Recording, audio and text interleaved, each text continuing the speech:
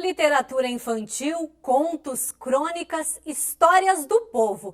Novo Hamburgo também é uma cidade de escritores. E nesses 88 anos, eles fazem questão de celebrar com as letras. Dedos que se traduzem na velocidade das palavras. O hamburguense Henrique Schneider gosta de escrever em silêncio. O primeiro livro foi em 1984 e desde então já são vários romances e contos premiados. Até chegar às páginas de Novo Hamburgo, a cidade se revela, junto com os fotógrafos Joel e Isa Reicher. E também a bem-humorada Avenida de Histórias, que narra situações vividas por aqui. Eu sempre fui fascinado pela condição de escritor, né? Eu sempre soube que eu queria ser escritor, desde pequeno, desde a infância. Eu sabia que eu escreveria. E resolvi escrever o meu primeiro livro, inclusive muito cedo, com um pouco mais de 20 anos já havia publicado, e desde então não parei mais. Com bastante dificuldade, sim, porque morando fora dos eixos dos centros editoriais, tipo Porto Alegre, Rio ou São Paulo, é sempre mais difícil desenvolver uma carreira de escritor. E a gente duplica o trabalho. Simone Saueresig não é de Novo Hamburgo, mas adotou a cidade. São 30 anos de trabalho e 27 coletâneas publicadas. A obra mais marcante é o romance Ouro das Missões, que levou 20 anos para ficar pronto. Para ela, a inspiração vem de qualquer forma de manifestação. Um filme que eu considero ruim é uma boa fonte de inspiração, porque a gente fica olhando e fica pensando assim, nossa, como eu contaria essa história, né? Essa história, eu estou achando ela tão ruim, como eu faria essa história, que final eu daria. Então, esse tipo de coisa também me inspira bastante. Músicas, quadros, eu acho que de tudo um pouco, né? A vida, na verdade, inspira. Gilberto Abrão também não é daqui e começou a carreira bem mais tarde, aos 66 anos. Da infância no Líbano veio o gosto pela literatura muçulmana. São 3 livros publicados e os personagens? Esses ele faz questão que lembrem a Novo Hamburgo que tanto ama. Tem algumas histórias que acontecem aqui em Novo Hamburgo, né? Por exemplo, um escriba de Granada, né?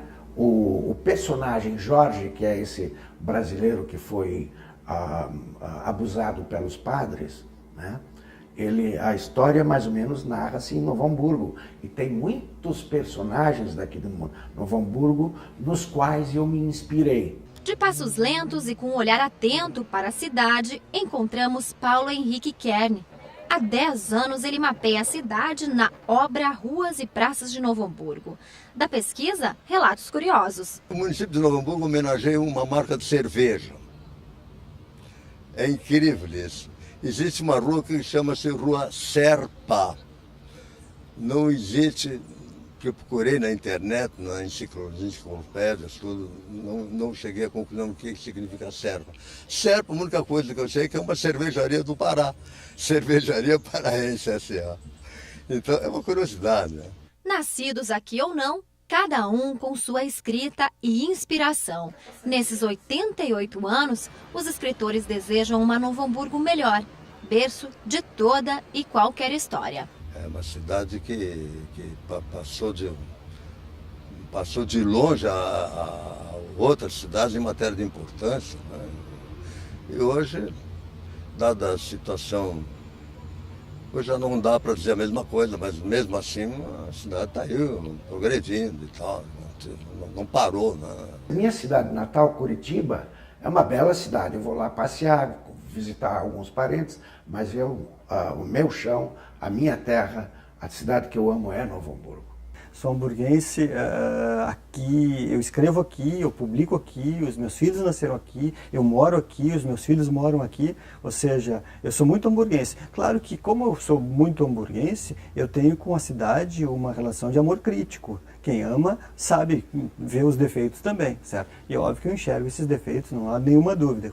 Mas o fato de ter escolhido ficar, quando para minha condição de escritor seria melhor sair, já dá uma ideia do quanto eu gosto dessa cidade. É uma cidade com a qual eu brigo muito, né?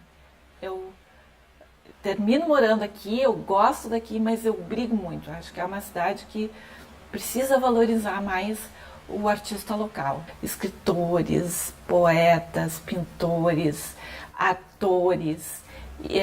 Acho que Novo Hamburgo às vezes precisa levar umas sacudidas assim, para voltar os olhos para si mesmo e dizer, nossa, como a gente tem coisas boas aqui também para mostrar para o mundo.